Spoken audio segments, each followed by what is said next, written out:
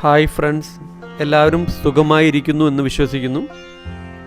ഇന്ന് നമ്മൾ തമിഴ്നാട്ടിലെ രാമനാഥപുരം ജില്ലയിലെ ഭാഗമായ പാമ്പൻ ദ്വീപിനെ പ്രധാന കരയുമായി ബന്ധിപ്പിക്കുന്ന പാമ്പൻ പാലം കാണാനാണ് പോകുന്നത്.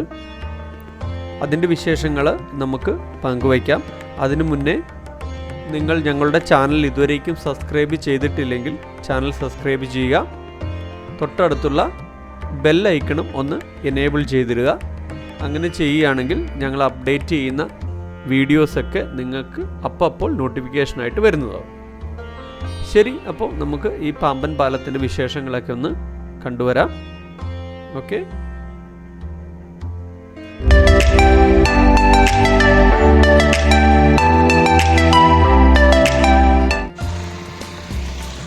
ഇവിടെ രണ്ട് പാലങ്ങളുണ്ട്. ഇപ്പം നമ്മൾ നിൽക്കുന്നത് ഇപ്പോൾ റോഡ് കണക്ട് ചെയ്യുന്ന ഒരു പാലമാണ്. ഇപ്പോൾ മുമ്പിൽ കാണുന്നില്ലേ, അത് ട്രെയിൻ പോകാനുള്ള ഒരു പാതയാണ്.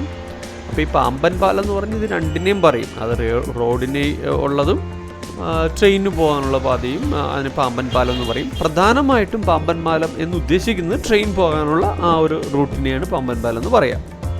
ഏകദേശം 100 വർഷം പഴക്കമുണ്ട് ഈ പാമ്പൻ പാലത്തിന്. അതിന് ഏകദേശം 2345 മീറ്റർ നീളവും ഈ പാമ്പൻ പാലത്തിനുണ്ട്.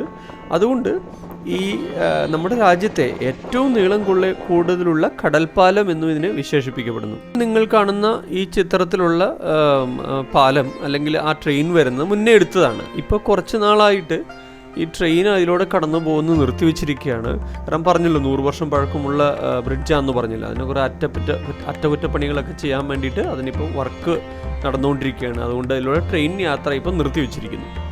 പിന്നെ ഇതിലോ കൂടെ ഉള്ള ട്രെയിനിൻ്റെ യാത്രയ്ക്ക് ഒരു പ്രത്യേകതയുള്ളത് എന്താണെന്ന് പറഞ്ഞാൽ, കപ്പലുകളൊക്കെ കടന്നു പോകുന്ന സമയത്ത് ഇതിൻ്റെ ആ മിഡിൽ ഭാഗം അങ്ങനെ ഉയർത്തി വയ്ക്കും. അപ്പോൾ ഈ ട്രെയിൻ ട്രാക്ക് മേലേക്ക് ഉയർത്തി വെച്ച് അതിനുള്ളിൽ കൂടെയാണ് കപ്പൽ പോവുക. അങ്ങനെയുള്ളൊരു പ്രത്യേകതയും ഈ പാമ്പൻ പാലത്തിനുണ്ട്. ഇന്ത്യയുടെ പ്രധാന സദേൺ സൈഡിലുള്ള പ്രധാന കരയ്ക്കും രാമേശ്വരത്തിനും ഇടയിലുള്ള ഒരു ദ്വീപാണല്ലോ പാമ്പൻ ദ്വീപ്, അല്ല രാമേശ്വരം ദ്വീപുകൾ. ആ ദ്വീപിലേക്ക് മെയിനായിട്ട് പോകാനുള്ള ഒരേ ഒരു വഴി ഈ ഒരു പാലം മാത്രമാണ്. അതിനിടയ്ക്കാണ് നമ്മുടെ പാക് സ്ട്രെയിറ്റ് എന്ന് പറയുക. പാക് സ്ട്രെയിറ്റ്, അതായത് നമ്മുടെ ഇന്ത്യയും ശ്രീലങ്കയും തമ്മിലുള്ള ഒരു വാട്ടർ സെപ്പറേഷൻ, അതിൻ്റെ കുറുകെയാണ് ഈ പാലം നിർമ്മിച്ചിരിക്കുന്നത്. ആദ്യം ഇതൊരു മീറ്റർ ഗേജ് തീവണ്ടികൾക്ക് മാത്രമല്ല ട്രെയിനുകൾക്ക് മാത്രം കൺസ്ട്രക്ട് ചെയ്ത പാലമായിരുന്നു. പിന്നെ 2007 ഇത് ബ്രോഡ് ഗേജ് പാലമായി മാറ്റിയത്. ബ്രിട്ടീഷ് ഗവൺമെൻറ്റാണ് ഇവിടെ ഇങ്ങനെ ഈ ഒരു പാലം നിർമ്മിച്ചിരിക്കുന്നത്.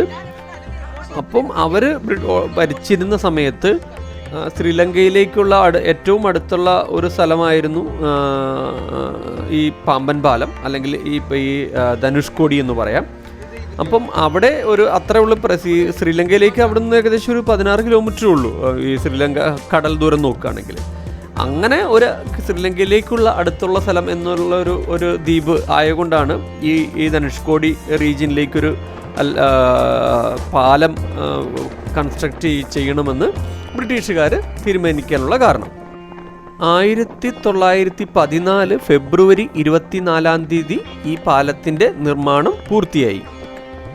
സൗത്ത് ഇന്ത്യൻ റെയിൽവേ കമ്പനിയുടെ MD ആയിരുന്ന നെവിലെ പ്രിസ്ലി ആയിരുന്നു ഇതിൻ്റെ ഉദ്ഘാടനം നിർവഹിച്ചത്.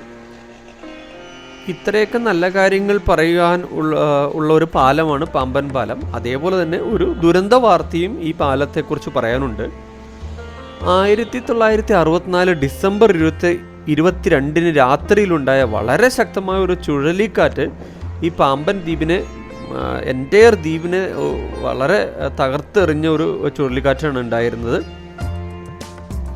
ഈ ധനുഷ്കോടി റീജിയനെ പൂർണ്ണമായി തകർത്തെറിഞ്ഞ 1964 സംഭവിച്ച ആ ചുഴലിക്കാറ്റിൽ ഈ പാമ്പൻ പാലത്തിൻ്റെ മേലെ കൂടെയൊക്കെ എന്താ പറയുക തിരമാലകൾ പോയിരുന്നു എന്നാണ് പറയപ്പെടുന്നത്.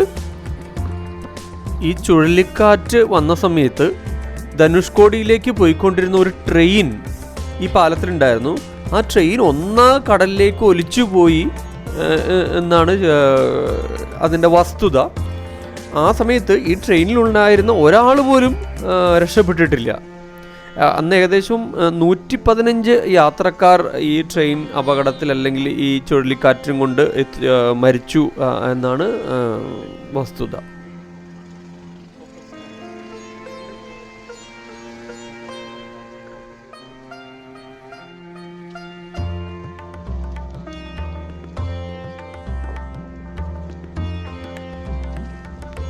ഇത്രയൊക്കെ ഉള്ളൂ ഈ പാമ്പൻ പാലത്തിനെ കുറിച്ച് പ്രധാനമായും പറയാൻ. ഇതുപോലെ അടുത്ത ഒരു വീഡിയോയിൽ ഇമ്മീഡിയറ്റ് ആയിട്ട് ഞാൻ വരുന്നതായിരിക്കും. അതുവരെ ബൈ, ടേക്ക് കെയർ.